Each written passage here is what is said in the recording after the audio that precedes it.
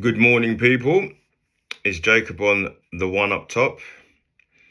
It's been a long time coming. I apologise for not showing my face, but I was sitting there staring out the window this morning. Well, right now, currently. Thinking to myself, I need a motive for today. And I thought I haven't done a video for ages.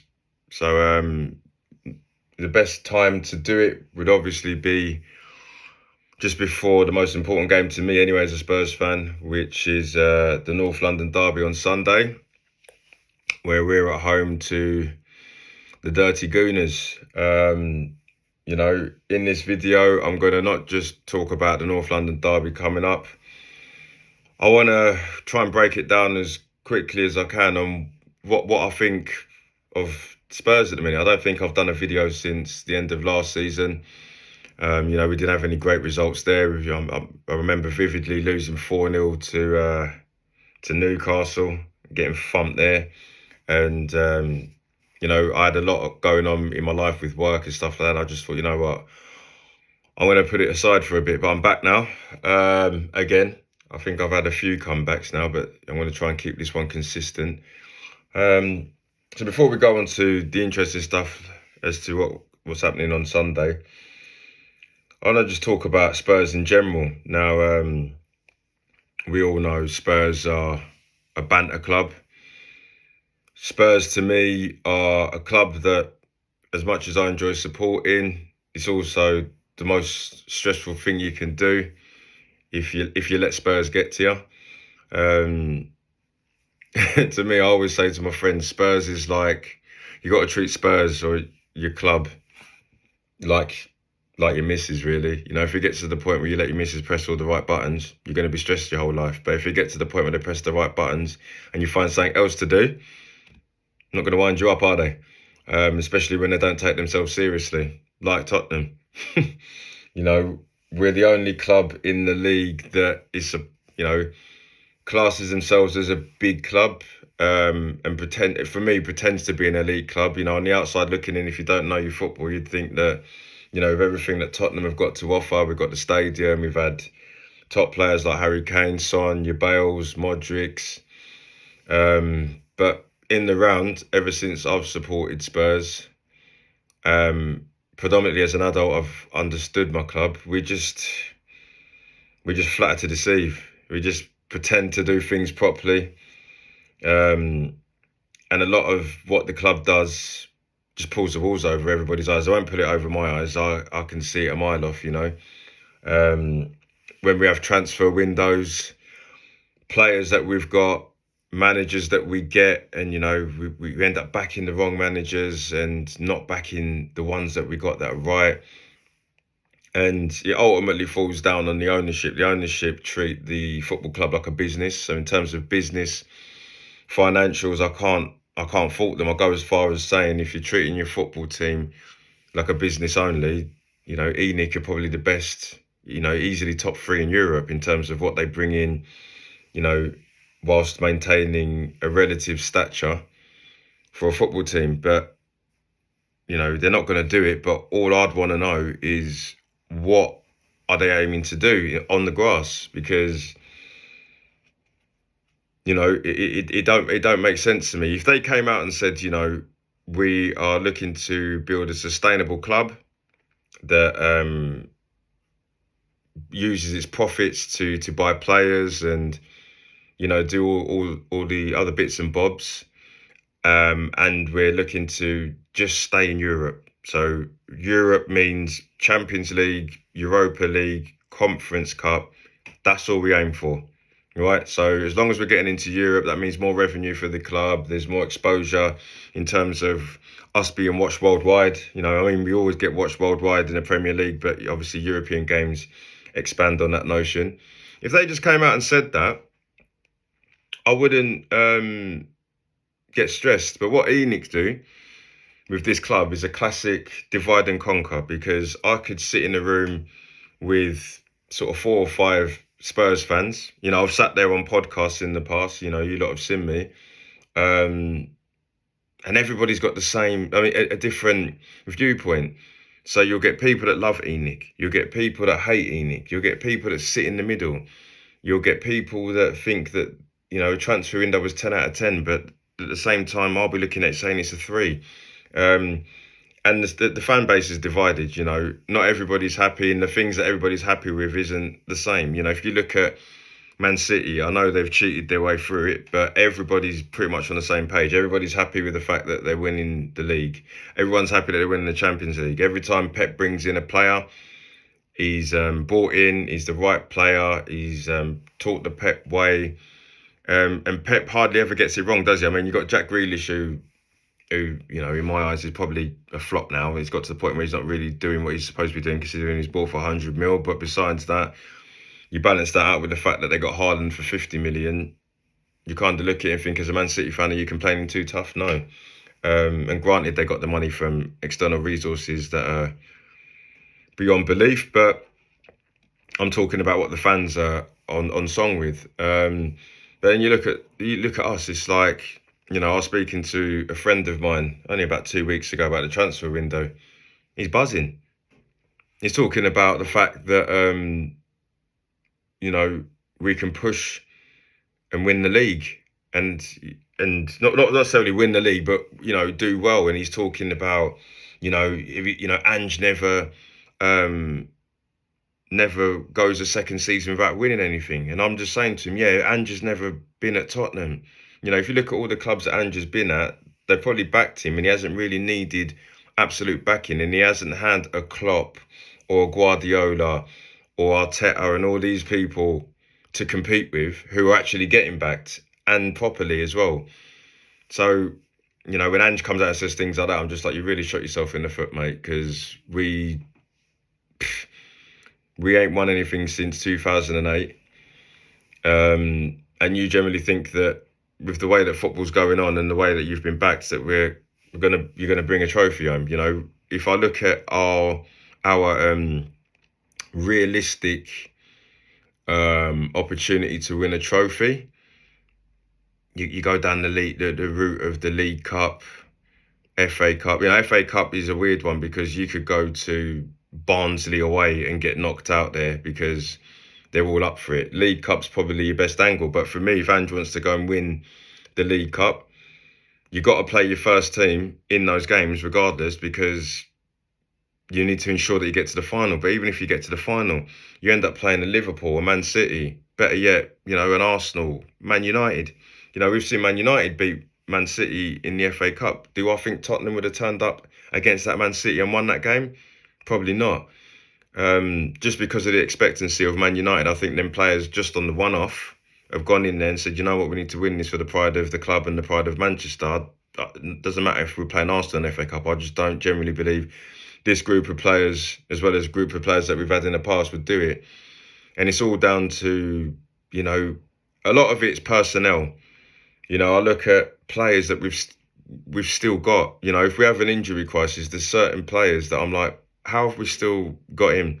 A lot of people that watch my videos and have me on their podcast shows and stuff, they always say, why do you keep going on about Ben Davies? Now, for me, Ben Davies, I can't fault him in the fact that he's loyal, he's professional, he does a lot for the club with kids and stuff outside, but it's like, he hasn't been good enough for the last 5 years. But everyone's, again, when I say a fan base divided, you've got people talking about, but he can play in certain positions. Yeah, he can play in certain positions badly. If we play, let's say we come to the North London derby and everyone finds out Adoji's injured. All of a sudden, Ben Davies is going up against Saka. Everybody goes from maybe we can get a result because Odegaard and Rice are not playing to we're going to lose because Ben Davies is playing. And if the fan base are noticing that in the round, how is the managers and the recruitment not noticing that? We've got people like Ben Davies that are getting into squads in our club. People like Jed Spence had a good pre-season. He's being left out. I don't know whether it's an attitude problem or whatever, but again, Tottenham Hotspur in typical fashion don't make sense. You've got people like Ben Davies that are pretty much being kept, just like Gareth Southgate kept Henderson in the squad, for the dressing room. for loyalty. Like, I've been more loyal to Tottenham than Ben Davies. Can I play then? Do you know what I mean? Loyalty gets you so far, but it's like, not being funny, I'd rather have somebody, we had someone like Benny Asuakoto, Disco Ben. He hated football, didn't like football, didn't want to be loyal, admitted that if another opportunity came in for more money, he'd jump at it. The fact of the matter is, he played a lot of games and played well, and he goes down as a semi-legend at Spurs because he was honest, but, realistically, was he better than Ben Davies? Probably. But his loyalty didn't get him anywhere. He said he wasn't loyal and he still played and played well. There's players that, loyalty's dead in football. So I don't understand why we as a club should have somebody that, because they're loyal and they can speak in the dressing room, there's plenty of players out there that are loyal, disloyal, but the fact of the matter is they're better than a Ben Davies. We got people like Phillips. He was brought in next best prospect. Ain't played no minutes. Now he's going back out on loan. We had Ollie Skip for far too long, if I'm honest. We still got people like Fraser Forster. It's like, when I speak to people and talk about Tottenham can win stuff, these are the sort of players that you might have to rely on if there's an injury crisis or, there's a spout of illness. These are players that might have to come into a North London derby, might have to come in at the Etihad away, Newcastle away, and it will cost us. But I'm not going to go too much into the players and personnel. All I know is that the transfer window, was it great? No. We got players like Bergvall, Archie Gray, good players. There will be good players, but we don't need will-be's. We need our goods now. If we get to a semi-final of a cup, look at the players that we've got in our team. Have we got anybody that can say, I remember last time I was in a semi-final? I mean, the only person is Christian Romero, and as much as he's probably one of our better players, he could lose his head and get sent off in that very final that he's got the experience in. Playing for Argentina and stuff like that. We've got very good players like Mickey van der Ven. Is he going to crumble in a big situation? We've seen him against Newcastle, couldn't sort his boots out, 4-0. That could be a final, that could be a semi-final. You got people like Basuma, top player. I really rated him coming in, but at the same time, he might have a balloon from time to time. Something's amiss. It's like there's no discipline in the team in terms of doing things like balloons and people getting sent off. We saw that last season. But there's no discipline in the way we play. We'll go and play somebody. For instance, we played Leicester. Absolutely smashed them off the park. Should have been 6-0. But a lack of discipline in defending, ball watching from Romero, ball watching from Van der Ven, ball watching from Pedro Porro. Leicester equalised and had a couple of chances where they could have made it 2-1. But realistically, we should have been about 6-0 up. So we're at the back, not making the same mistakes because everybody wants to get on the ball. You got our fullbacks, getting caught in attack, and then when we get hit on the counter, Adogi's having a chat with Son because they're both up front. And when Angie's being spoke to, this is who we are. Okay, if this is who we are, then I don't see us winning anything because we can't defend, we get exposed easily, and we're not taking our chances. So it's a recipe for disaster. I'm not an elite coach, but in the simple rounds, if someone come to me and said, how'd you beat Tottenham? I've said it to so many people. I've said it on previous videos last season, and Newcastle did it to a T. 2 banks of 4, have a 5 and a 4 if you want. Just understand that when you get the ball, 2, 3, 4 of you bomb forward because Tottenham will get caught out. And essentially that's how Newcastle beat us. We absolutely dominated. We couldn't take our chances. One lapse in defence or twice. Lost 2-1 to get another game that we should have won probably 5-1. Do you get what I'm saying? The one game we took our chances was Everton, but again, were they chances? Jordan Pickford flopped. The other goal, Basuma scored a blinder, but apart from that, goals you should be scoring. They weren't like if we took our chances against Everton, we would have won 10-0. But if I'm going to be positive, if we do start taking our chances, we'll push ourselves up the table. But it's a lot of ifs with Spurs. A a lot of people, instead of talking about the fact that we can't defend and we're not taking our chances, they're more bothered about us having a black kit next season. I couldn't care if we had a pink one next season. Are we going to win trophies? Are we going to be looked at as a serious club? Because I don't look at anyone in our team that could walk into every team in the supposed top six. You know, we always used to say Sonny, but I'm looking at Son. You know, does Son get in at does he even get in at Arsenal? You don't know. Man United, probably. You know, he's better than Rashford, but again, Man United are probably about in and around the same as us, if not worse. You know, because they still haven't found an identity. I know. You know, you look at Man City are the pinnacle.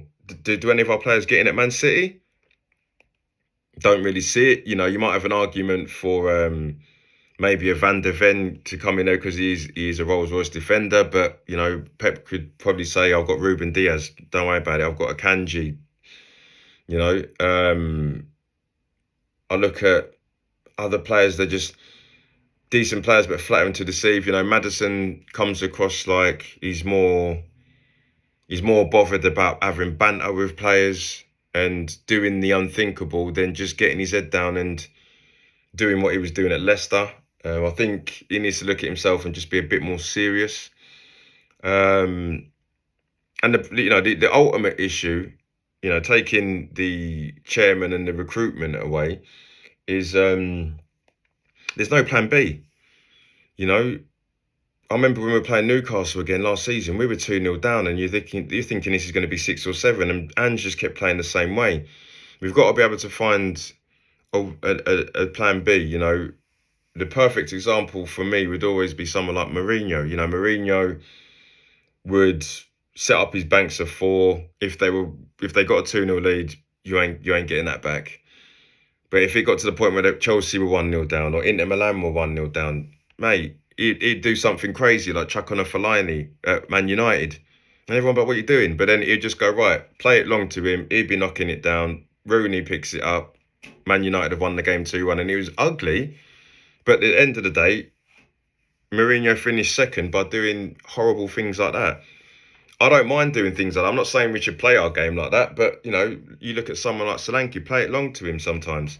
You know, Son, over the top. Because I find we're doing a lot of what Arsenal got criticised for back in the day.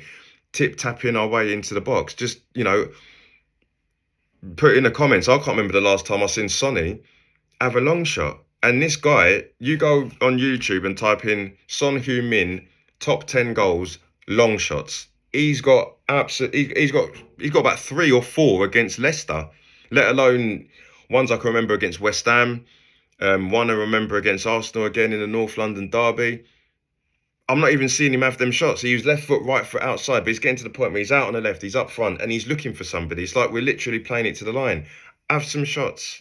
You know, it's proven. If Basuma can score the goal he did against Everton, why is Sonny not shooting? Kulusevski's got a good left foot. Why is he not shooting? It's all about the cross. It's all about getting it. It's all about let's work it all in. And my thing is just have a couple of long shots, because the goalkeepers in this day and age in the Premier League, bar Alisson, Edison, you can have a few good shots at them and get a result. So we need to start being a bit more pragmatic and taking long shots, you know, and just being a bit more direct, because I feel that it's too tippy tappy, it's too much possession based. It all looks brilliant. But I'm one of them people. It can all look brilliant, but I'm not seeing the result. So as far as I'm concerned, if we played Arsenal on Sunday and I was seeing the same sort of football, but from time to time they were playing it long into Solanke and knocking it into Maddison and then playing from there, especially if we're 1-0 down, let's go for it and see what happens. Because if we don't have a plan B, I mean, the only team in the league that don't have a plan B really is Man City's, generally because plan A works. Do you know what I'm saying? They'll just keep going, and at some point Haaland will find himself scoring a goal. You know, Foden will pull off a long shot. You know, you look at Man City and Guardiola. They're the ones that set the tone for this tippy-tappy football. But how many goals have you seen Foden bend it top bins? You know, De Bruyne, Doku will have a long shot.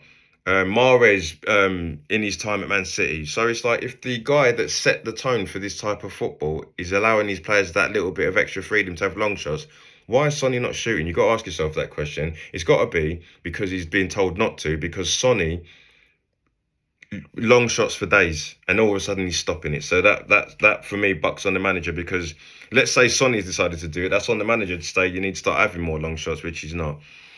So that's my short summary of Spurs. I could go on for forever, but I want to try and keep the video as short as possible. Especially I want to try and squeeze in a bit of a preview for the big game on Sunday. If we move on to the North London derby, as a neutral Spurs fan, Arsenal fan, I don't care what nobody says. It's not the most important game, but it's the best game.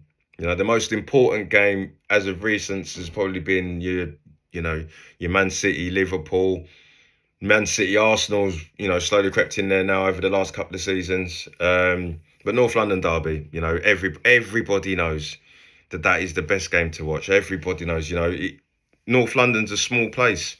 There's only a few handful of places, but the rivalry is just the nicest way as possible. Love it. I love it. My best mate supports Arsenal. I've got my uncles, I've got cousins that support Arsenal. In my family predominantly, there's Arsenal everywhere. I think I'm the only Spurs fan along with my son. Everybody's Arsenal. My ex was Arsenal. Like, it's just everywhere. Well, I love it. It gets to the point. I always get nervous before a Spurs game, but Arsenal, Tottenham, like, I'll get nervous the week before. I'm nervous now. But if we go to team news in the round, the big news was before the international break was no Declan Rice, which is a big miss for them. Declan Rice for me is a player that has set his own level, that when he has a couple of bad games, people seem to think that he's no good. The same energy that they've got for like a Jude Bellingham, like, because they've set their levels so high, a couple of bad games, he's useless. Declan Rice is a really good player. He's versatile. Of course, your centre midfield, if you really wanted him to, you could probably play in a number 10 and do a job. It wouldn't be excellent, but, he's probably best at a number 8. Number 6, he's just as handy as well. So him missing is big. Odegaard as well sprained his ankle, so that's another one, because he's the creator in their team. He's to them what Kevin De Bruyne and Maddison is to their relative sides.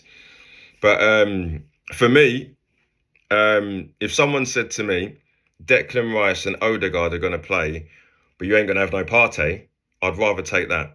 Because Partey, for me, is the guy that is instrumental for this Arsenal side, because their back four is very strong. They're all of a decent height. If they play timber, everybody in the back four is 6 foot. They're all good on the ball. They all defend well. They're all a unit. They all celebrate defensive clearances. So back four, they're brilliant. But then when they've got Partey sat in the front of them, it's a long day for your Maddisons and your Sons coming in, because not only can Partey sit there and win the ball, he can pop it off and set up an attack very quickly for the Martinellis and the Sakas. So he's pivotal for me. If someone said to me, Jorginho's going to go in there, or Declan Rice is going to go in there, and you're going to stick Declan in there with, say, Trossard and Odegaard, I'd be like, Bissouma and Sarr in there can rough them up a little bit. But only time will tell, because, I'm looking at Arsenal fans and they're panicking, but I'm saying to all the Arsenal fans that I know, that are friends and family, that we are still a team that struggles to defend, can be naive in defence as well as attack. So for me, if Tottenham, play the way we play, but then all of a sudden Solanke takes 2 chances out of 2 and we're 2-0 up, different story, because the crowd will get up and then it'll all go nuts. But for me, Arsenal are a very, very assured side, and if they keep us quiet for 20 minutes, which they generally do to a lot of teams, I watched them play Aston Villa not long ago, and Aston Villa played really well, but Arsenal dug in. They probably rode their luck a little bit, defended well, took their chance, and once it went 1-0 up, you kind of thought, well, Arsenal are just going to go and win this game, even though they probably don't deserve to. And that's the sort of team that Arteta's built now, whereas I prefer my football teams to be like that, play the good football, but even if you're going away to a Fulham or you're going away to a West Ham, these teams on their day can turn up, but you need to be able to just remain firm, dig in for 20 minutes, and once you get the crowd quiet after 20 minutes, then you can go and do your thing and explore what options you got and get a result. And that's one thing this Spurs side don't do. They don't. There's no dig in. There's no like, right, we're 2-0 up. Let's see what the other team have got. It just feels like everybody's a headless chicken, and sometimes it is good to watch, especially when you're winning. But if you're not taking your chances, there's times where I'm watching the game and I'm sitting there with my son because I'm trying to educate him about football, and he'll be like, "Oh, you know what, Dad? We're going to whip this team."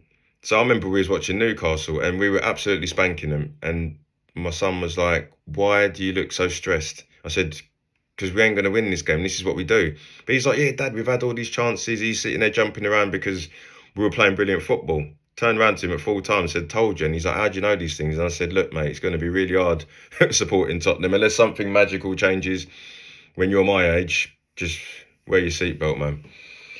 But form does go out the window in derbies, and this is a derby where it goes completely out the window. There's times where Tottenham have been in an apparent title race. Arsenal have been, struggling to get into the top four. They've beat us at the Emirates with your Aubameyangs and your Lacazettes. There's times where Arsenal have been towards the top of the league, continuously challenging for the top four, and we've beaten them at the Lane. It really don't matter the form. That's why I'm not going to speak too much on it. Our form has pretty much been, we deserve to be on 9 points, we're on 4. Arsenal are on 7, realistically should be on 9 themselves. The Brighton game, the sending off was a bit mad. But as I say, it's for both teams, it's an opportunity for everyone to start up properly. I expect Arsenal to probably start with Jorginho, Partey holding the fort with possibly a Trossard in the 10. I do worry about Sterling starting or making an influence because he does score a lot of goals against Spurs. Probably got hatred for Spurs considering he played for Chelsea. We were rivals with Liverpool when he was over there with Brendan Rodgers, and we had Pochettino. And obviously at Man City, we probably beat them more often than they beat us. So he'll have a main say on that game. I just hope that we go with Basuma and Sarr. Not sure what's going to happen with Bentancur because the comments that he's made to Son, even though they were squashed by the club, the FA and FIFA have decided to look into it a bit more, which, you've got to be careful what you're saying in the media because it's not like back in the 90s where you said it on the camera and then no one's replaying it on Match of the Day. It's like that circulates and being used for memes. So as much as I think it's harsh and Sonny has accepted it, the FA are going to make an example. If Bentancur played for Man City, you'd probably get away with it, but it's Tottenham. So I'd like to see them 3 in with Maddison. Maddison needs to step up because my theory is if Maddison's not stepping up, give Bergvall a chance because from what I've seen of him, he could do a very good job at being a very good playmaker, but obviously he's raw. Hope Solanke's back. So the front 3 inevitably would probably be Solanke, Son, and probably Brennan Johnson. Brennan Johnson did well against Newcastle. I just think he needs to toughen up a little bit because, if he's playing up against a timber, he's not going to be scared to rough him up. We need somebody that's going to be stuck in. We can't be carrying passengers in the North London derby. We can't be carrying passengers anyway. But personally, I'd like to see Kulusevski go out on the right just because he's a bit more tougher. He hasn't been on the best of form, but I'd rather have Kulusevski in the North London derby. Someone's going to stand up and be counted. Back 4 is as normal. I'd like to see Ange just, if we take the lead, tell the fullbacks to come back. Carragher always complains about it on Sky Sports. We need, go back to the old school. If I was playing centre half for Spurs, I wouldn't care what Ange says. I'd be like, "Hey, Destiny, Pedro, get in here, man. We're 2-0 up. Where you going?" But this is, it gets to the point where our midfield gets stretched. You've got Sarr going out to the right. You've got Basuma going through the left, and then people wonder why we get exposed in the middle, because our centre midfielders are covering too much space. Just bring your fullbacks in when you take the lead.